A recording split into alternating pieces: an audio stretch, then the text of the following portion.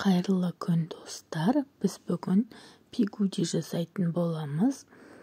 Ыдысымызға ұнымызды салып алып, бір қасық құрғақ ашытқымызды салып, оның үстіне тұз салып,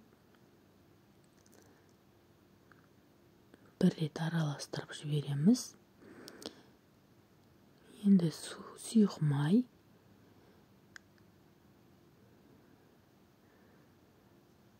суымызды құя отырып, жұмсақ қамыр илейміз. Мен осылай басында қасықпен араластырып аламын. Кішкене біріккенше әрі қарай қолмен илеймін.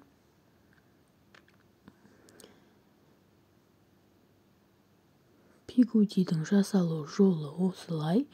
Бірінші қамырымызды ашытып илеп аламыз.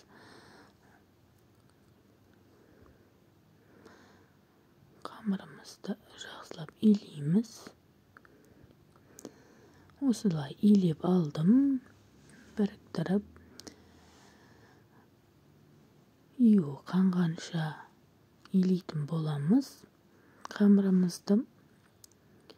Сосын жылы жерге қойып қоятын боламыз.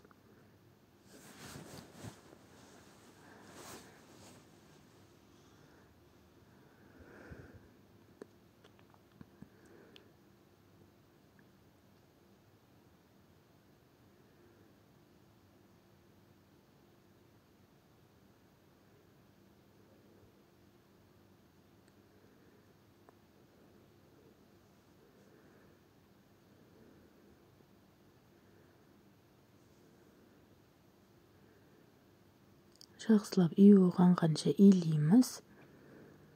Барлығын біріктіріп, жақсылап илеу керек. Июін қандырып, осылай жұмсақ қамыр илеп аламыз.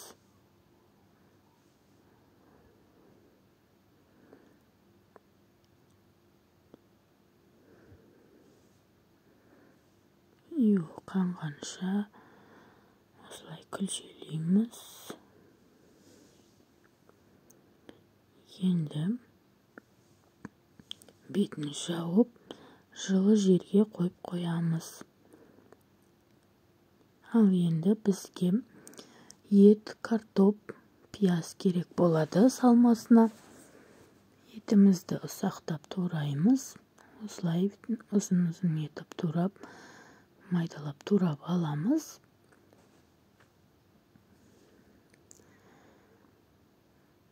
Мен де бұл жерде қойдың еті холодильниктен шығардым. Енді еріген жас малдың еті тез піседі. Осылай майдалап турап аламыз.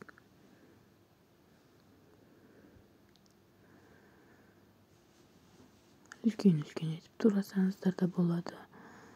Майдалап турасаңыздар да болады.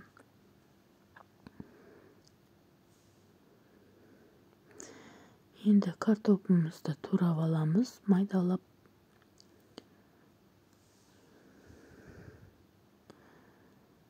Кәдімгі кубиктап мантыға жасап жүргендей қылып тураймыз. Картошкамызды да көріп отырғандарыңыздай осылай турап аламыз.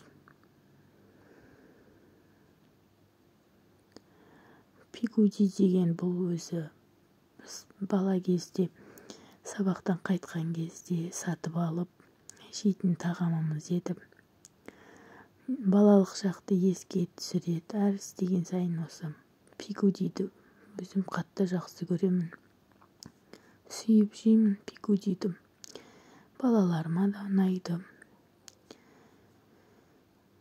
Пигуди жасаған жолы осылай.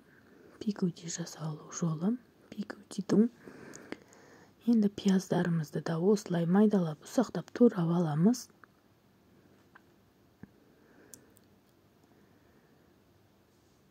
Барлығын осылай турап алдық. Пияз, картоп, ет. Енді барлығын қуырып аламыз қазанда. Қазанымызға майымызды құйып алдық.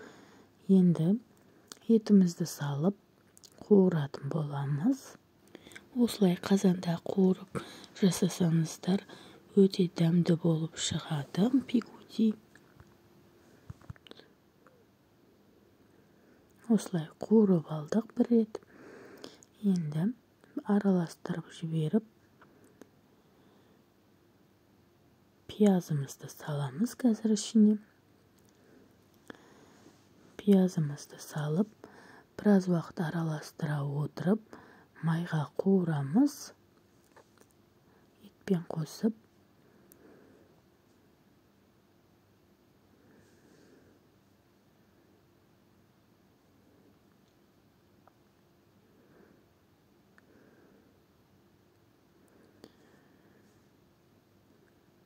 Енді ішіне дәмдеуіштер саламыз. Қызыл бұрыш салдым, қара бұрыш,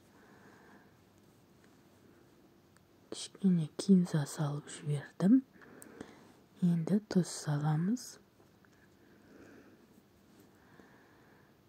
Негізі еттің тұзы бар.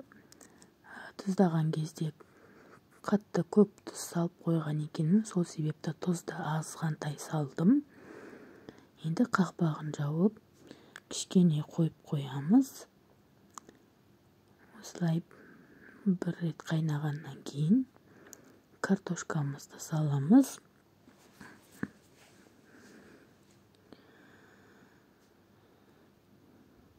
Картошкамызды салып алып, тағы да барлығын араластырып жібереміз. Біріктіріп.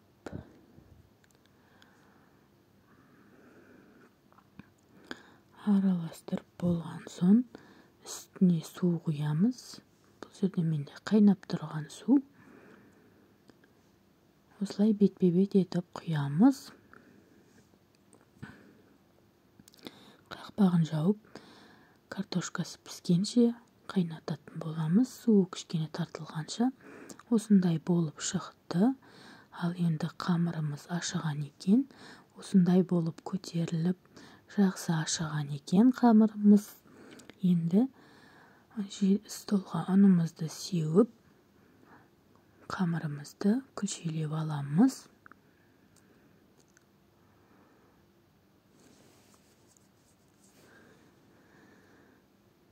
Осылай күлшелейміз.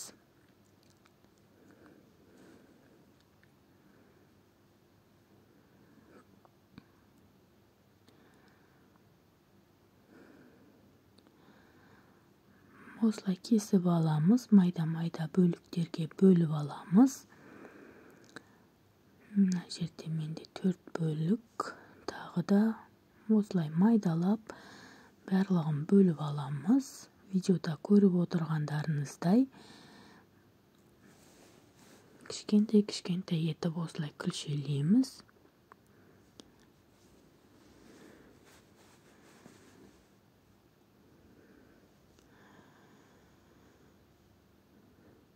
Өте оңай, кешкі асқа таптырмайтын тағам түрі.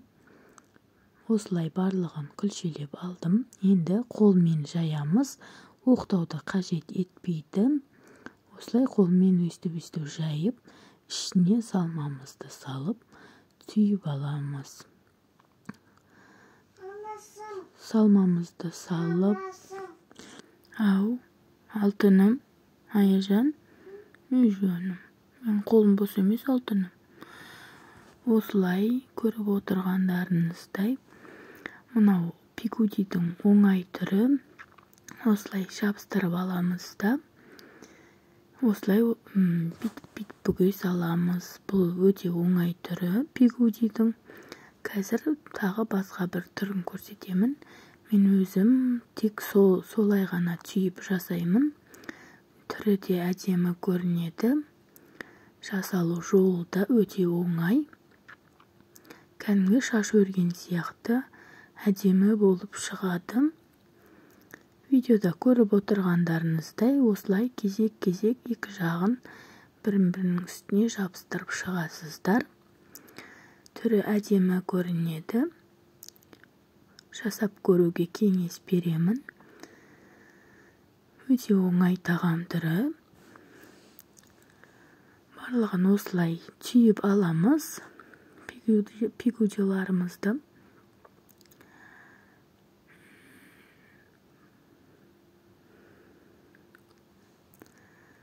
Көріп отырғандарыңыздай өте оңай, тез. Барлығын осылай түйіп алдық. Менікі уже пісіп шықты. Көріп отырғандарыңыздай ас болсын. Менімен болғандарыңызға рахмет. Мен қалған қамырым зая болмасын деп духовкаға осылай пісіріп алдым. Жаңағы салмамызды да ішіне салып, осылай болып пісіп шықты. Өте дәмді болды. Менімен болғандарыңызға рахмет.